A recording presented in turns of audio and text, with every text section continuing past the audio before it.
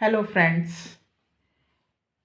क्या आपके साथ कभी ऐसा हुआ है कि आप एग्ज़ाम में बैठे हों और आपको क्वेश्चन नहीं आता?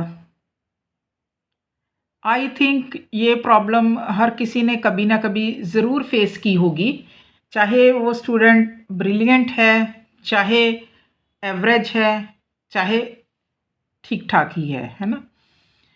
तो क्वेश्चन का आंसर देना भी ज़रूरी है क्योंकि पास जो होना है, लेकिन आंसर आता भी नहीं है तो दुविधा की बात हो गई ना। तो इसका मैं आपके पास आज सॉल्यूशन लेके आई हूँ कि अगर परीक्षा में हमें आंसर ना आता हो तो क्या करें। तो फ्रेंड्स ध्यान दीजिए कि फर्स्ट ऑफ ऑल अगर प्रश्न का उत्तर ना आए तो क्या करें, है ना। हमारा आज का टॉपिक ये है। फर्स्ट ऑफ ऑल फ्रेंड्स देखिए, सिंपल सी बात है, अगर प्रश्न का उत्तर नहीं आता तो आपने उसको छोड़ के नहीं आना। अब ये क्या बात हुई, आंसर नहीं आता तो छोड़ के ही आएंगे ना? नहीं, हमने छोड़ के नहीं आना उसको। डोंट अन अटेम्प्ट आंसर, ठीक है। क्यों? क्योंकि अगर आप प्लेन पेज छोड़ते हो मार्क्स तो तब भी नहीं मिलने, और अगर आप उसमें कुछ लिख दो रिलेटेड टू क्वेश्चन, हो सकता है आपको कुछ एक मार्क्स मिल जाए, है ना। तो चलिए आज का वीडियो शुरू करते हैं कि अगर हमें क्वेश्चन का आंसर ना आए तो क्या करें। फ्रेंड्स सबसे पहले डोंट अनअटेम्प्ट आंसर, राइट। छोड़ के नहीं आना, क्योंकि आपको वो आंसर 100% ना सही, इस वीडियो को देखने के बाद 50% तो आ ही जाएगा, इतनी गारंटी है, ठीक है। तो आपने इसके लिए करना क्या है कि आपने क्वेश्चन को ध्यान से पढ़ना है, ठीक है ना। रीड क्वेश्चन वेरी केयरफुली, ठीक है।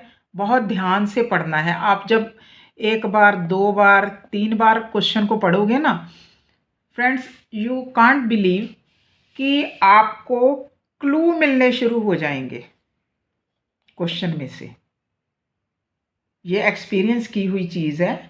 आपको उसमें से आइडियाज़ मिलने शुरू हो जाएंगे कि उस क्वेश्चन में पूछा क्या गया है, ठीक है। तो आपने क्या करना है, उस क्वेश्चन से संबंधित,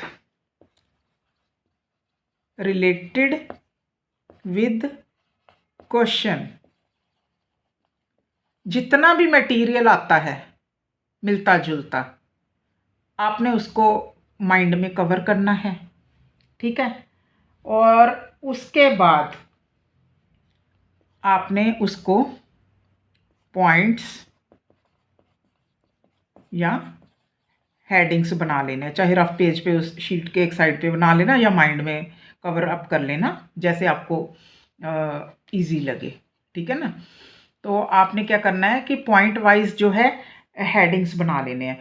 और अगर आंसर ना आता हो ना तो इसमें एक ये इजी रहता है कि आपको ये नहीं होगा कि मेरे आंसर जो है वो सीरियल वाइज आने चाहिए, ठीक है ना। तो आप आगे पीछे भी जो अपने हेडिंग्स हैं या पॉइंट्स हैं आगे पीछे भी दे सकते हो, ठीक है।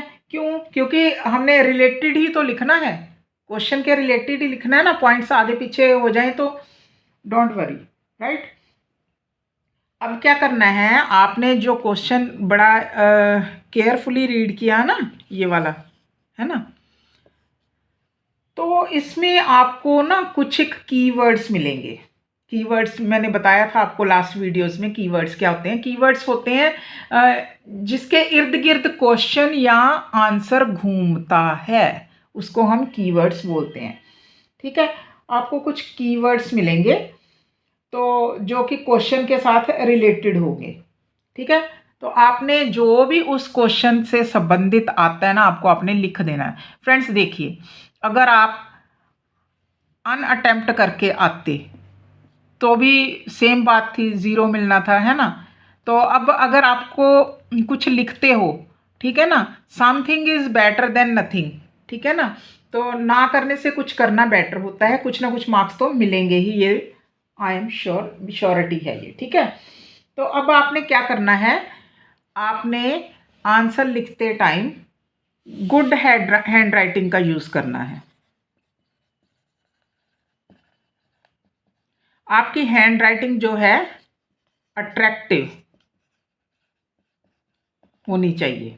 ठीक है, जो एग्जामिनर का ध्यान खींचे। ठीक है ना, अगर आप बड़े सिस्टमेटिकली ढंग से अट्रैक्टिव वे में लिखोगे ना, आई एम श्योर अच्छी लिखाई देख के तो किसी का मार्क्स काटने का दिल भी नहीं करता। ठीक है ना। दूसरा, एग्जामिनर ने टू मच नोटबुक्स, जो नोटबुक्स बोल रही है, आई एम सॉरी, दिमाग में आ गया नोटबुक्स, तो जो आपकी आंसर बुकलेट्स होती है ना, वो चेक करनी होती है।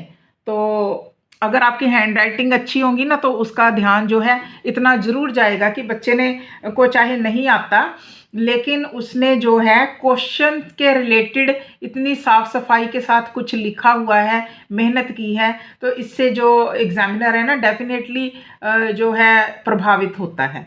ठीक है, तो आपका अगर क्वेश्चन हम मान के चलें 5 मार्क्स का है ना, तो आपको इसमें से 1.5 से 2 नंबर तो कहीं नहीं गए, इतने तो डेफिनेट आएंगे। ये मैंने बहुत कम रेशो बताई है आपको। ठीक है, क्योंकि आपने सारा कुछ जितना भी लिखना है ना, वो क्वेश्चन के रिलेटेड ही लिखना है। जो क्वेश्चन में पूछा गया ना, अगर सेम नहीं आता कोई बात नहीं, उससे रिलेटेड जितना भी मटेरियल आपके माइंड में है वो सारा लिख देना, but with good hand writing. ठीक है ना, तो आई एम श्योर कि आपको जो है कुछ ना कुछ मार्क्स ज़रूर मिलेंगे। कहाँ आपको बिल्कुल कुछ भी नहीं मिलना था, अगर खाली छोड़ के आते तो बेटर है ना कुछ लिख दीजिए, लेकिन आलतू फालतू की बिल्कुल टॉपिक से रिलेटेड बातें नहीं लिखनी आपने। सॉरी, टॉपिक से रिलेटेड बोल गई, टॉपिक से रिलेटेड ही लिखनी है, टॉपिक से हटकर नहीं लिखना, गलत बोल गई मैं। ठीक है ना, हटके नहीं लिखना, जो पूछा गया है उसके साथ संबंधित ही आपने लिखना है।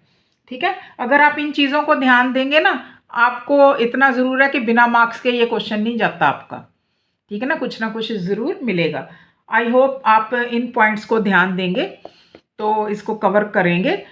अनअटेम्प्ट नहीं करना, क्वेश्चन को बड़ा केयरफुली रीड करना है, 2-3 बार, आपको क्लू डेफिनेटली मिलेगा। ठीक है, रिलेटेड विद क्वेश्चन ही लिखना है, हेडिंग या पॉइंट्स बनाने हैं, अपनी तरफ से बना लेने हैं, कोई ज़रूरी नहीं है कि सिस्टमेटिकली ही हो। गुड हैंड राइटिंग में लिखना है। नंबर क्यों नहीं मिलेगा, डेफिनेटली मिलेगा। Okay bye, thank you.